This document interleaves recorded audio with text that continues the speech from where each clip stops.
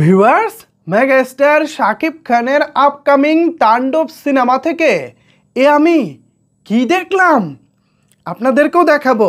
আমি শুধু একা দেখেছি আর আপনারা দেখবেন না, এমনটা হতেই পারে না। এবার শাকিব খানের তাণ্ডব সিনেমা থেকে রহস্যময়ী ভিডিও ভাইরাল। কি আছে এই ভিডিওতে, কি সেই রহস্য, তার কিছুটা ছাপ অবশ্য আপনারা থাম্বনেইলে দেখতে পাচ্ছেন। এই যে আমার পিছনে যে পিকচারটা রয়েছে, এই পিকচারে দেখতে পাচ্ছেন। এখানে আমরা জয়া আহসানকে দেখতে পাচ্ছি একজন উপস্থাপকের ভূমিকায়, আর শাকিব খানকে আমরা দেখতে পাচ্ছি গেস্টের ভূমিকায়। জয়া আহসানের চরিত্রটা তাহলে কি, আর শাকিব খান গেস্টের ভূমিকায় কেন? কিসের ইন্টারভিউ দিতে শাকিব খান জয়া আহসানের সামনে? কি রহস্যটা এখানে রয়েছে?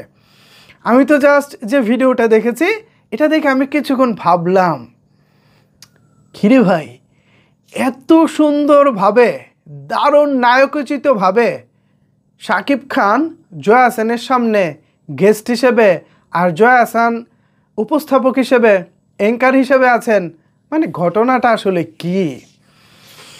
আমি আপনাদেরকে সাথে নিয়ে শুরুতে ভিডিওটা দেখব, তারপর এখানের রহস্যটা বোঝার চেষ্টা করব। পাশাপাশি এই ভিডিওটা আসলে কোত্থেকে আসলো এই বিষয়টাও বোঝার চেষ্টা করব। এই যে দেখুন ভিডিওটা, এখানে প্রথমত মেগাস্টার শাকিব খানকে আপনারা দেখতে পাচ্ছেন, তাকে মেকআপ করা হচ্ছে, মেকআপ ম্যান তাকে মেকআপ করতেছে।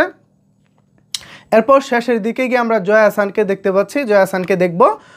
জয়া আহসানকে দেখতে পাচ্ছি উপস্থাপিকার ভূমিকায়, আর শাকিব খানকে দেখতে পাচ্ছি গেস্টের ভূমিকায়। তো দুটি বিষয় দুরকম। প্রথমত শাকিব খানকে এখানে দেখা যাচ্ছে রাফ অ্যান্ড টাফ, একটু মানে গরম গরম, একটু মানে কি বলে এটাকে, অ্যাকশন মোডে।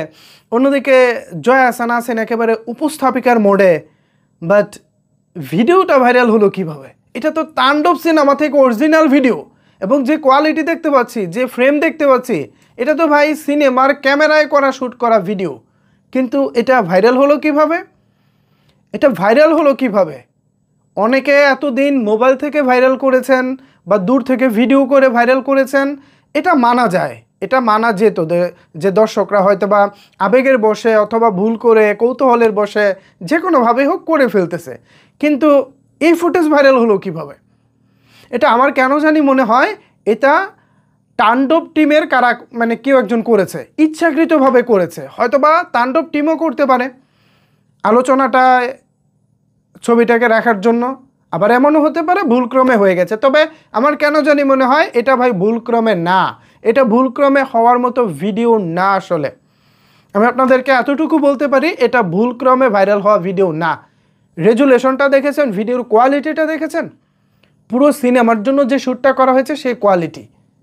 এখন তাণ্ডব টিমকে ইচ্ছাকৃতভাবে আলোচনায় আনার জন্য এমনটা করেছে, নাকি টিজার যে আসছে সেটার একটা ইঙ্গিত দিয়েছে? কি মনে হয় আপনাদের? আপনাদের চিন্তা ভাবনা বা আপনার মতামত জানিয়ে ফেলুন নিচের কমেন্ট বক্সে। ধন্যবাদ সবাইকে এতক্ষণ আমার সাথে থাকার জন্য।